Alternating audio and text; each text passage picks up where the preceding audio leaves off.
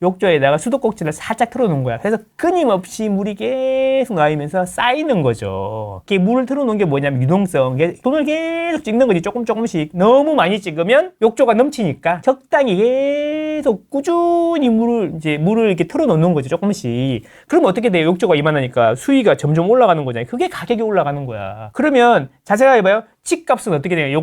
여기 주택시장이라는 공간으로 확장을 해보자. 주택시장이라는 공간이 있는데, 공간이야. 그 욕조가 있어. 근데 거기다 물을 계속 틀면 어떻게 돼요? 수위가 올라가요. 가격이 올라가는 거야, 이렇게. 그럼 뭐 욕조가 좋아졌어, 갑자기? 아니지, 하나도 안 좋아졌지. 근데 물을 계속 틀어놓으니까 물이 올라가는 거지. 그러니까 아파트가 좋아졌냐고, 갑자기. 30년 된 아파트가 갑자기 20억이 뛰었어. 그러면 갑자기 막 문이 자동으로 열리고, 나보고 안녕하세요, 막 들어오세요, 막 이러면서 문이 자동으로 열리고, 밥도 자동으로 만들어주고, 막 빨래 벗어놓으면 들고 가가지고 다 빨아가지고 말려가지고 다시 입혀주냐? 아니잖아. 근데 왜 집값이 오르냐고. 그러니까 돈이 많아지니까 그런 거잖아요. 집이 좋아진 게 아니라. 그러면 서울이라는 주택이라는 공간을 만들어 생각해보자. 아파트 시장이라는 공간을 생각해보자. 유동성은 계속 늘어나는데 그럼 자연스럽게 이제 가격이 올라가겠지? 이거를 가격이 너무 빠르게 안 올라가게 하려면 어떻게 해야 돼? 욕조를 더 큰 걸로 바꾸면 되잖아요. 뭐냐면 주택 시장을 공간을 더 크게 만들면 되잖아요. 아파트 시장을 더 만들면. 그게 뭐야? 신규 공급이잖아요.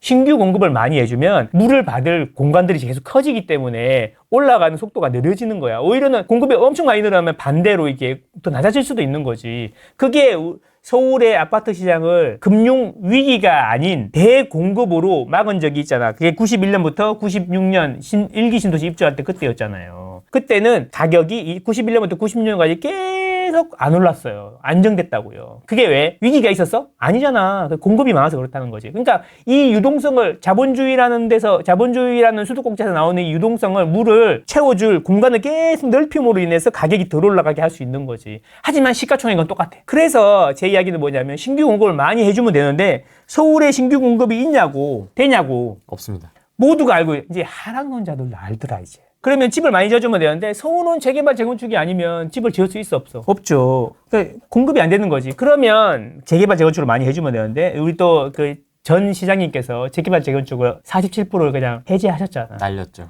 그래서 그거 날리는 바람에 이제 앞으로 이제 10년 동안 공급이 없을 거라 이런 주장을 하시는 분들도 계시잖아요. 나는 그 주장이 절대 과하지 않다고 생각해. 나는 이제 10년까지는 모르겠고 내가 뭐가 잘났다고 10년을 예측해. 3, 4년은 확실히 서울은 40년 만에 최저다라는 게 데이터로 나오고 있다. 숫자로 다 봤죠. 숫자로 다 봤잖아. 그럼 이제 어떻게 해야 되는 거냐고. 욕조가 점점 커지는 게 아니고 오히려 작아지게 생겼는데. 욕조 마개를 빼야 된답니다. 욕조 마개 빼면 거품이 있으니까. 목욕은 어떻게 하죠? 이거 빼야 된답니다, 물을. 그러면 빼면 목욕은 어떻게 하냐고. 대청소를 해야 된답니다. 그럼 그게 욕조야? 그러면 그게 밑 빠진 항아리지? 그 목욕은 어디서 하냐고. 그러면 하지 마.